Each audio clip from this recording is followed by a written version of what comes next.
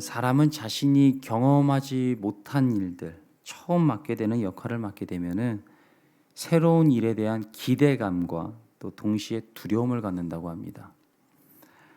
처음 초등학교에 등교하는 어린 자녀들, 또 올해 신입생으로 입학한 대학생들, 그리고 새로운 직장에 첫 출근하는 직장인 등 사람은 새로운 일에 대한 기대감과 두려움을 갖게 되는데요. 기대감이란 그곳에서 어떠한 일이 일어날까 하는 설레임의 감정, 또 두려움은 그곳에서 어떠한 일이 일어날까 하는 조바심이라고 합니다. 결국 모르기 때문에 기대가 되는 것이고 또 모르기 때문에 두려운 것이죠. 어떠한 일이 일어날지에 대한 궁금증은 똑같지만 그 질문에 설레임을 갖고 있는지 아니면 조바심을 갖고 있는지에 따라서 우리는 새로운 장소나 일에 대해서 기대감과 두려움을 갖게 되는 것입니다. 오늘 본문에 등장하는 솔로몬은 이제 새로운 자리에 서게 됐습니다. 다윗의 아들, 밧세바의 아들, 이스라엘의 왕자 이렇게 불리던 솔로몬이 이제는 이스라엘의 왕이라는 새로운 자리로 올라서게 된 것이죠. 솔로몬은 분명히 이스라엘의 왕이 된다는 것에 대해서 기대감을 가지고 있었을 것이고 또 왕위로 인한 두려움도 가지고 있었을 것입니다. 그래서 다윗은 기대감과 두려움이 공존해서 혼란을 겪을 수 있는 솔로몬을 위해서 그에게 마지막으로 두 가지를 조언을 해주는데요. 그것은 바로 담대함과 공정함이었습니다. 경험이 최고의 재산이라는 말이 있듯이 사람은 경험을 해야 삶이 변화되고 또 움직여집니다. 하지만 사람이 살아가면서 세상의 모든 경험을 다 해볼 수는 없기 때문에 우리는 감접적으로 책을 통해서 타인의 경험을 또 체험을 하죠. 다윗은 이러한 자서전같이 자신의 과거의 삶 속에서 얻은 수많은 경험을 통해 자신이 얻은 삶의 정수를 솔로몬에게 전해주고 싶어 했습니다.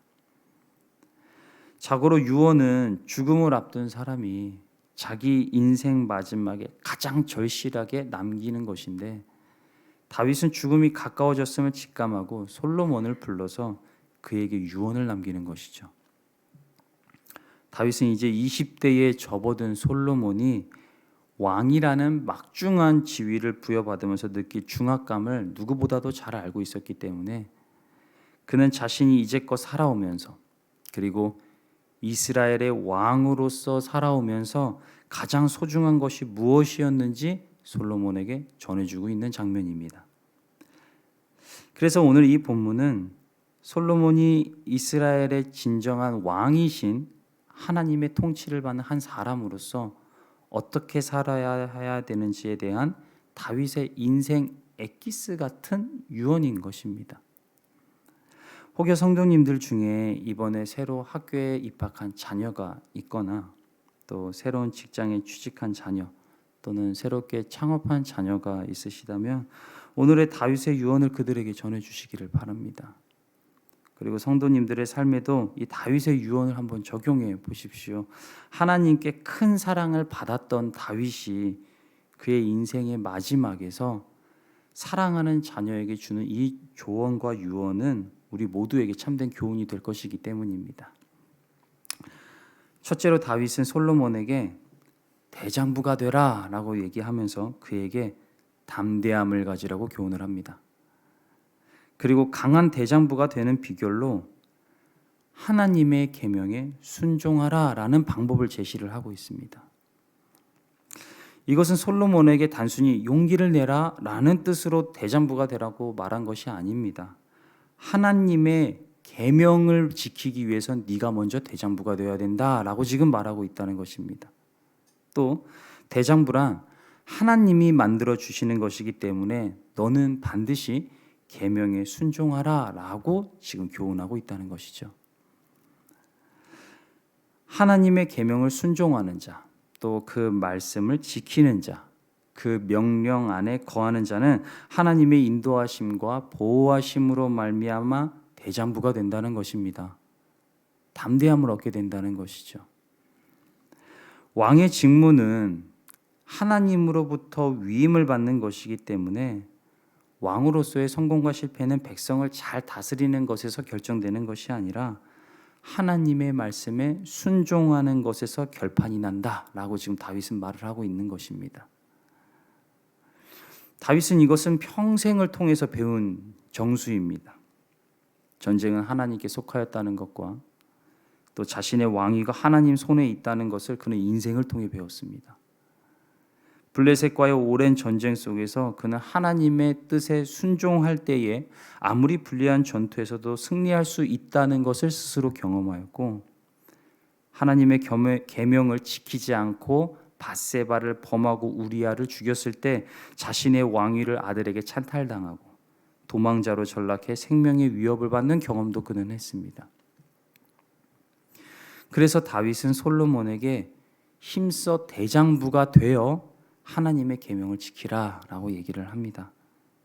네가 먼저 담대하게 하나님의 말씀을 선택하고 그 말씀에 순종을 한다면 하나님께서 너를 진정한 대장부로 만들어 주실 것이다 라고 지금 교훈을 했다는 것이죠. 성도 여러분, 담대함이란 내가 먼저 하나님의 말씀을 담대하게 순종하는 것으로 우리에게 주어지는 것입니다. 우리의 심령의 담대함은 인간의 의지의 결과에서 나오는 것이 아니라 하나님이 주시는 지혜와 능력에서 나오는 열매라는 것이죠. 아무것도 하지 않으면서 담대함을 달라고 기도하는 자에게는 아무것도 주어지지가 않습니다. 오직 담대함은 하나님의 약속과 말씀을 믿고 용기 있게 발을 내딛는 자에게 주어지는 하나님의 성품인 것입니다. 왜냐하면 하나님은 힘써 당신의 명령을 지키는 자에게 형통함과 번영을 약속하셨기 때문입니다. 다윗은 이것을 몸소 체험하였기 때문에 솔로몬에게 힘써 대장부가 되어 하나님의 계명을 지키라 라고 지금 교훈을 했던 것이죠. 하나님의 명령을 지켜 형통한 삶을 살라고 그는 교훈을 했던 것입니다. 두 번째로 다윗은 솔로몬에게 왕위를 굳건히 세우는 방법, 즉 자신이 사후에 남겨질 정치적 과제를 올바르게 정리하라고 가르칩니다.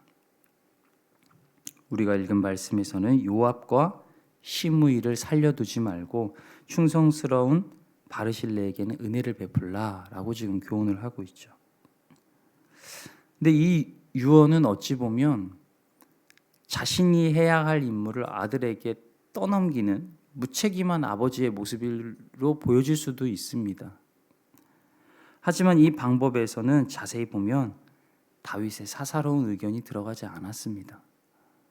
왜냐하면 만약 다윗이 그들에게 복수를 하기로 작정을 했다면 이미 그들을 숙청했을 것입니다. 마음만 먹었으면 벌써 정리하고도 남았겠죠. 하지만 오히려 솔로몬에게 굳건한 왕위를 물려주기 위해서 그가 선택한 것은 이 모든 일을 솔로몬에게 넘겼다는 것입니다. 자신이 이 반역에 참여한 자를 숙청하지 않았습니다. 다윗은 솔로몬에게 너는 지혜 있는 자이니 라고 말을 하며 그 일을 그의 손에 맡겨버렸습니다.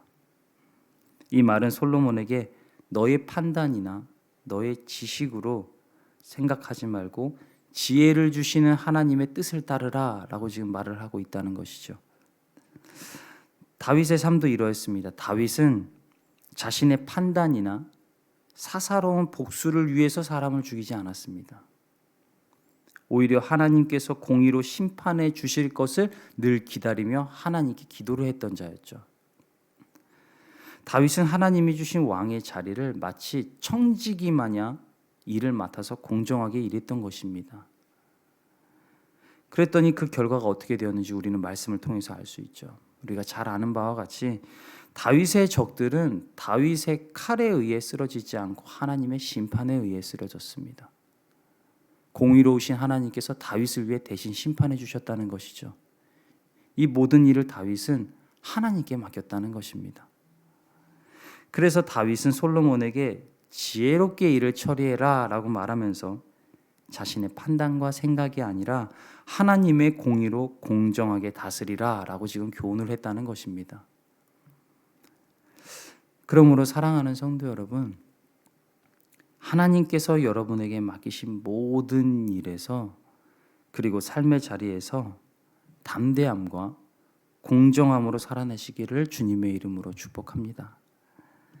담대하게 하나님의 말씀을 지킨 자에게는 하나님께서 참된 용기를 부어주실 것이고, 공정하게 하나님 앞에서 살아낸 자에게는 하나님께서 공의를 베풀어 주실 것입니다.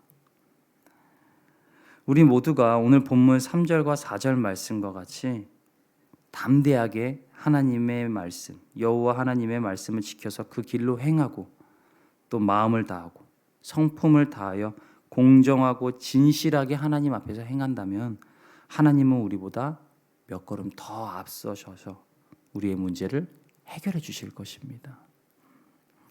세상 예비들의 모든 성도가 하나님의 뜻에 순종하기 위해서 담대함과 공정함으로 하나님 앞에 살아나는 자가 되므로 하나님이 맡기신 모든 일을 충성스럽게 감당하는 복된 삶이 되시기를 주님의 이름으로 축복합니다.